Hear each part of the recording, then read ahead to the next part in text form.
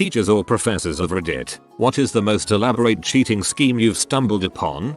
University of Florida circa 1985. Once a final began, the answers were posted across campus so you could grade your final and figure your grade. One fraternity had their pledges get the answers. They then used a Mr. microphone to broadcast them to brothers via FM Walkmans. This story couldn't be more circa 1985. Two girls wearing hijabs communicating with each other via Bluetooth during multiple exams. They've won. In high school a few times I would get purposefully caught not cheating. I would make it look like I was reading something hidden in my hand and inevitably the teacher would come over and inspect to not find anything. After that it was fair game. The teacher wouldn't check me again because she was embarrassed about falsely accusing me before. For a biology test, one student wrote down all of his notes on pieces of gum, then proceeded to eat the evidence one piece at a time. That's pretty good. Not a teacher, but during their standard grade exams some female students at my old school wrote answers and things to remember on their legs, then put tights and a skirt on over them. By pulling them tight they could see through and read the answers, and for obvious reasons no invigilator is going to come over, lift up their skirts and pull on their tights a bit. I should add, if you're thinking about doing this genius plan, just remember they did actually get caught and completely disqualified from all their exams. A student successfully obtains the answer key to a test. The student then makes a bracelet with beads, with colored beads corresponding with to letters. So if the answers on a test went A D C B A D, the bracelet might have a black bead to indicate the start, but then a red bead for A green bead for D, a blue bead for C, a yellow bead for B, another red bead for A, and finally a green bead for D. Unless you know the plan, it looks just like a beaded bracelet.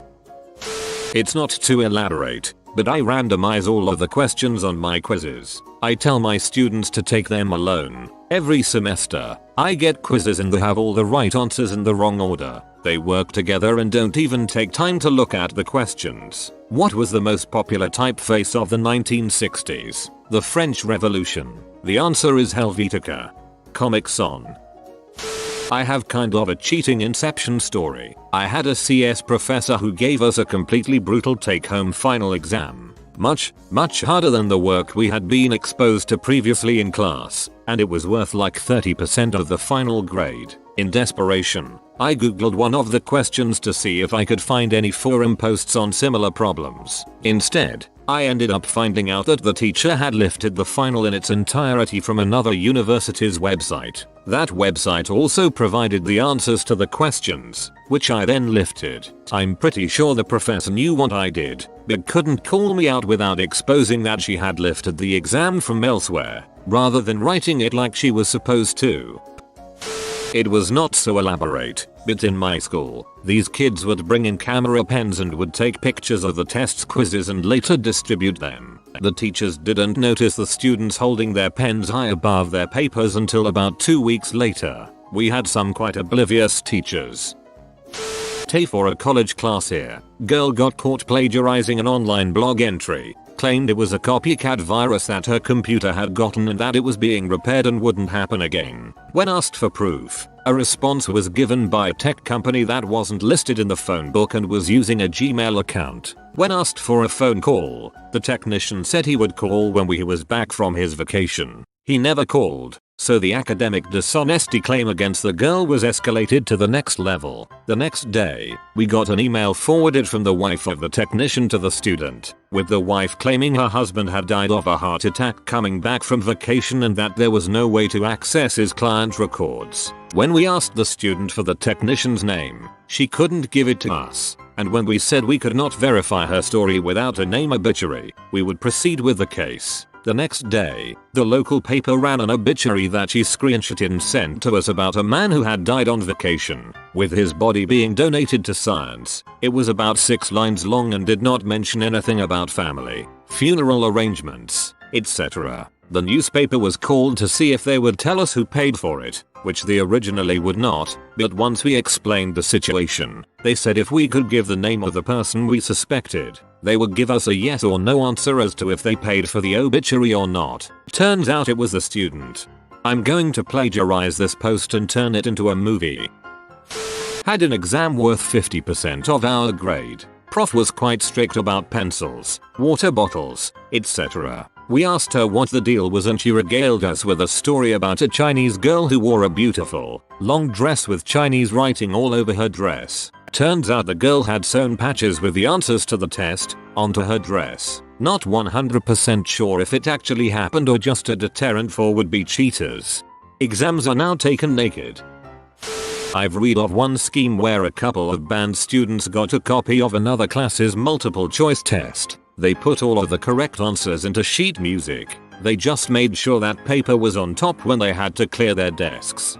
Cheat music.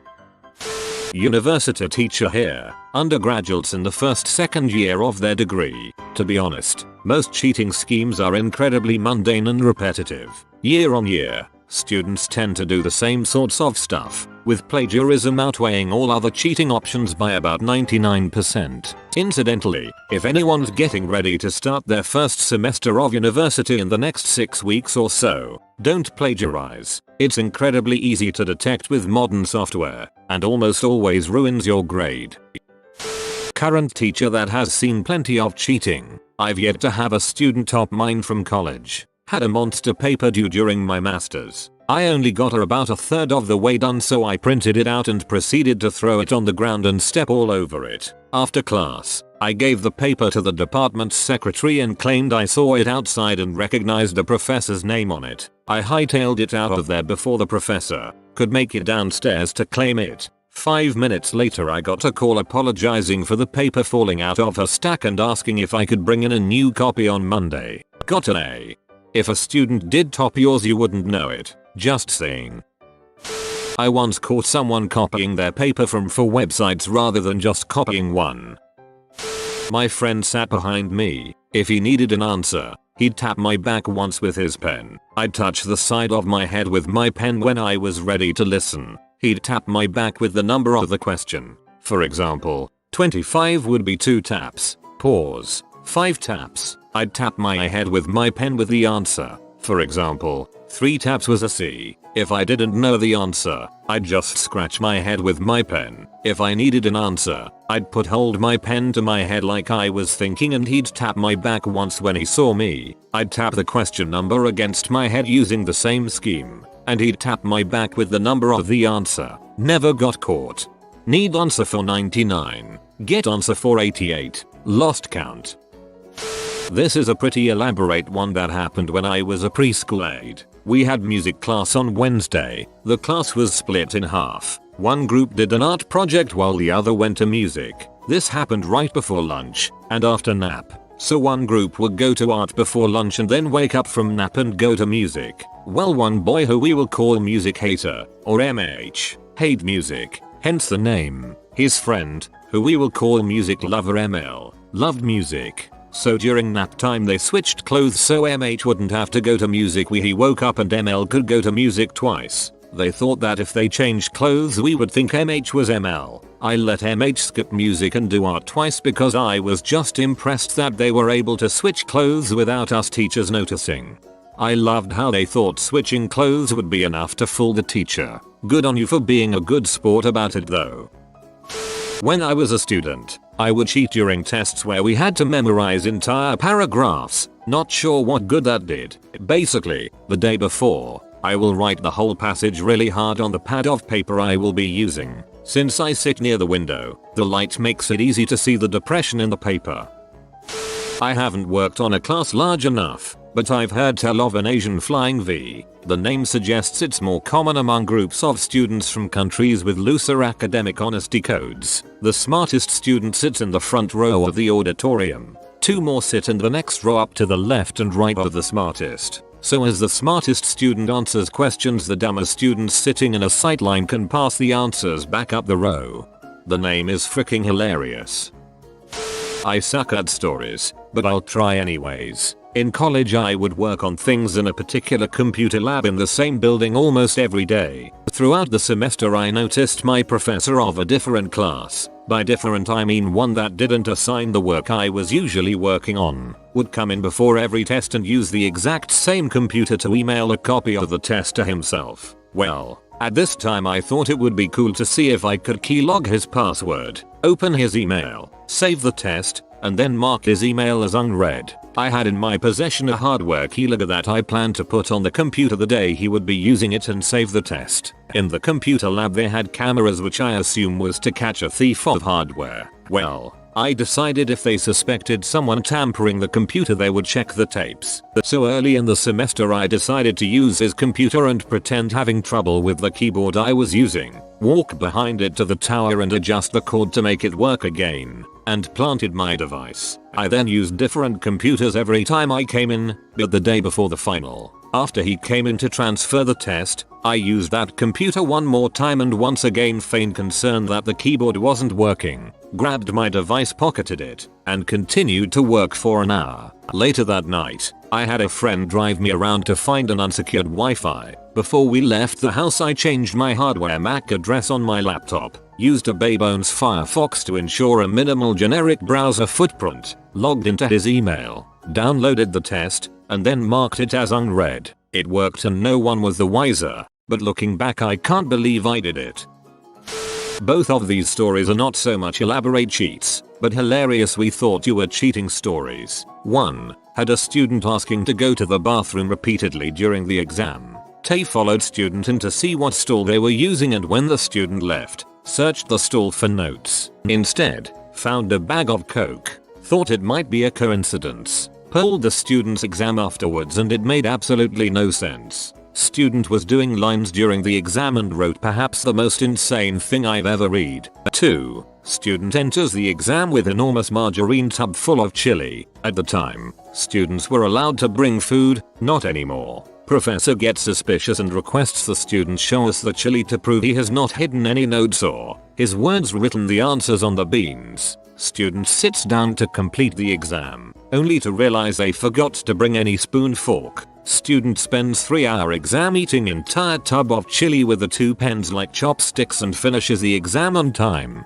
It was an incredible featuring to witness. Requested the prof provide bonus marks for sheer determination, but the request was denied.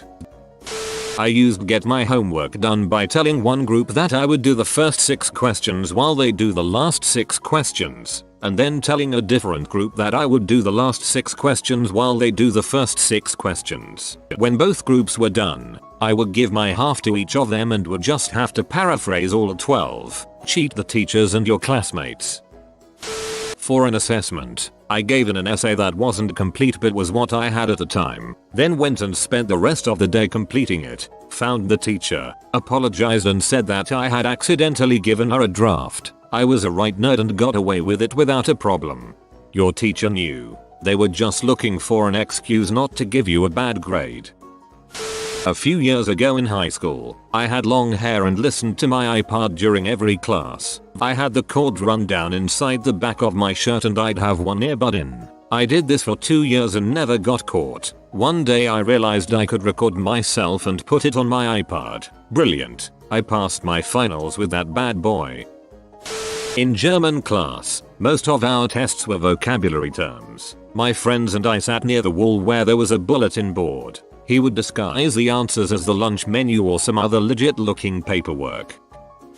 Here's a good one. Professor prints out all 150 exams the day before test and leaves them on his desk accidentally. He suspects a student came in during office hours and stole an exam to fill in at home. Sure enough, he counts 149 exams instead of rewriting the entire test and cutting his losses. He goes to the paper cutter and chops off a 1/4 inch from the bottom margin of all 149 exams. When the test was over, he straightened the stack of exams and up pops the one that was stolen the day before. Well, he didn't get his PhD by being oblivious. That's seriously some smart thinking. Since No Child Left Behind went into effect, cheating by teachers on behalf of students would have to be the most elaborate cheating scheme I've stumbled upon. I can buy whatever I want except the thing that I truly want. Quality time with my parents #feature me.